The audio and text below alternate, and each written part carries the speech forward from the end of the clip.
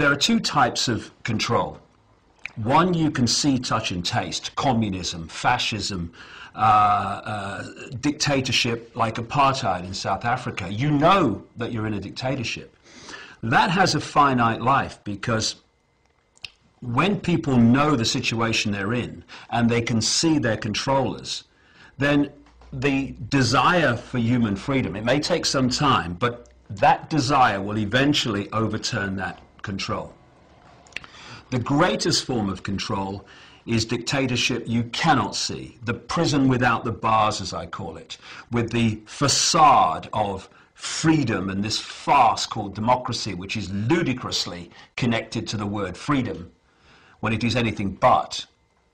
And this covert control leads people to sit in a prison cell thinking they're free because they can't see the bars, because they appear to be free, but appearance is all that it is. So when you had this apparent explosion of freedom around the world, when the former colonies were given independence, what actually happened was dictatorship they could see was replaced by dictatorship they couldn't see, far more potent, far more effective. The time has come for the world to move in a new direction. We must embrace a new era of engagement based on mutual interest and mutual respect, and our work must begin now. And the president outlined his vision of a new world order in which the US would participate fully, one rooted on 4 basic principles: non-proliferation and disarmament, the promotion of peace and security, the preservation of our planet, and a global economy that advances opportunity for all people. Among the speakers that followed the US president, the leader of Libya, Muammar Gaddafi, speaking at the UN for the first time after 40 years in power. And waiving the UN Charter, he called for an end to any permanent membership of the Security Council, arguing that small nations should have the same rights as the big. It was a speech that lasted well over an hour and covered subjects ranging from jet lag to political assassinations. And then the assassination or the killing of Kennedy in 63 or 62, the President of the United States of America. Why? We want to know who killed him. Somebody who, by the name of Lee Harvey, and then another Jack Ruby killed Lee Harvey. Why did he kill him? Of understanding and hypocrisy created to 65 wars after the establishment of the United Nations. The preamble states also that if there is a use of force, then there must be then it must be the United Nations force, so the United Nations military interventions, according to the joint ventures of the United Nations. Not country or 1, 2 country or 3 country using the force or the military power. The United Nations, all of it, will decide to go to war to maintain peace and world security.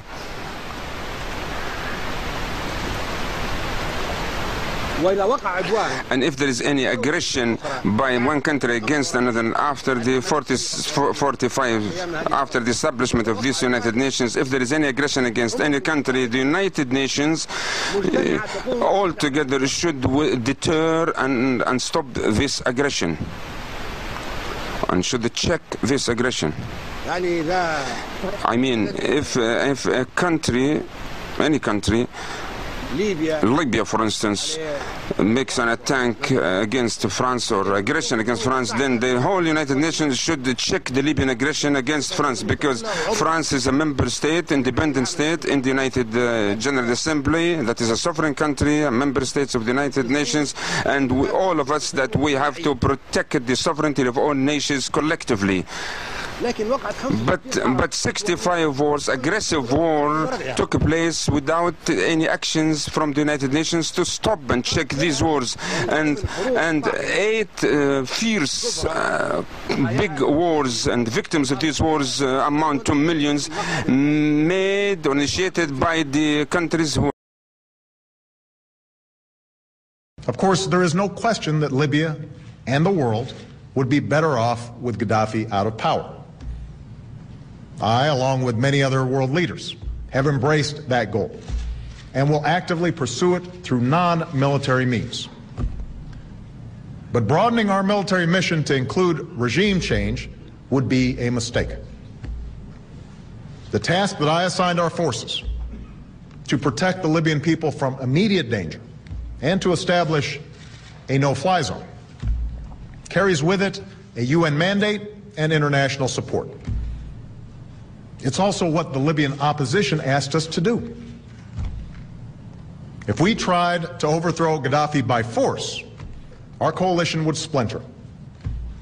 We would likely have to put U.S. troops on the ground to accomplish that mission, or risk killing many civilians from the air. The dangers faced by our men and women in uniform would be far greater. So would the costs and our share of the responsibility for what comes next. To be blunt, we went down that road in Iraq. Thanks to the extraordinary sacrifices of our troops and the determination of our diplomats, we are hopeful about Iraq's future.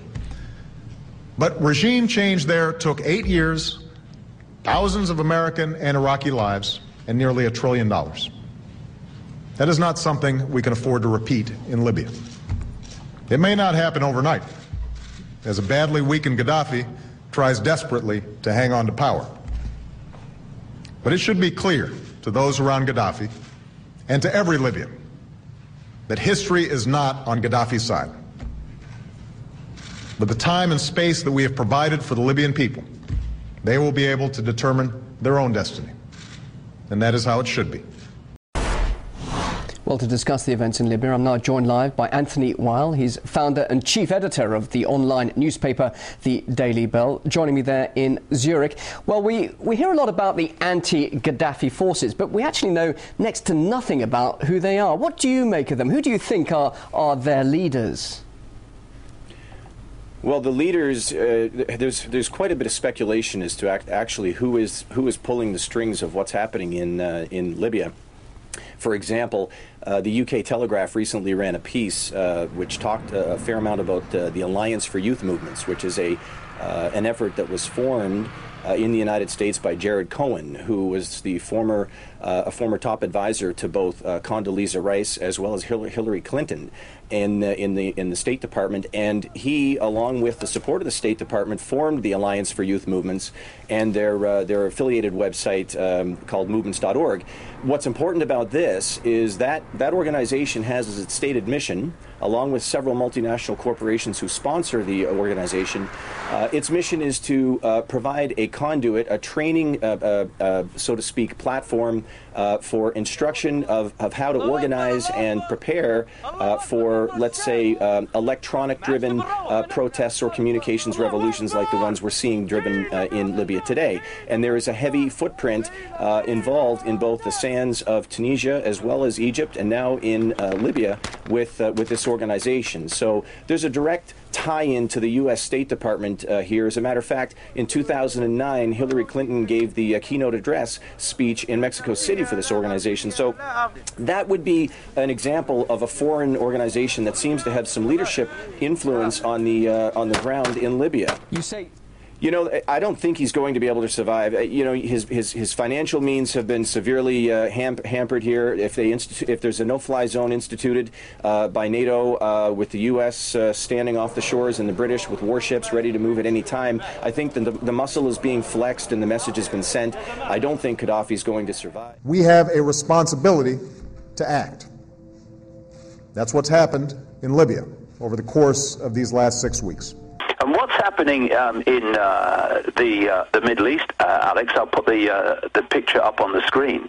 That picture is of countries that are, and there are more, that are targeted to be taken over by the NATO, European Union, North American cabal. And when I say that, it's not the British doing this or the Americans doing this. It's being done through those countries, using those countries, but actually the American government and the British government and the French government with old Sarkozy and stuff, they're just satellites of this global cabal. They're not representatives of the people of those countries. They were captured by the banking cartel many centuries ago, many of them. Yes, they were. They're engines. They're vehicles, and the governments of the world are, the vast majority of them anyway, and they want to make it all of them, are actually like transnational corporation subsidiary companies of the global, company, and they carry out the orders of the centrally dictated headquarters of this network, and that's why, as you pointed out earlier, we're seeing the same things being introduced in countries all over the world at the same time. This is how it's done. And if we look at that map, first of all, it's worth looking to the right, where Somalia and Ethiopia and a place called Djibouti, just across the sea from Yemen. That is the African base of AFRICOM. Now, what the American military, and the American military too, is just a satellite military of the global cabal. They call it the American military, but it's not. It has all that money spent on it, fantastic amounts of money.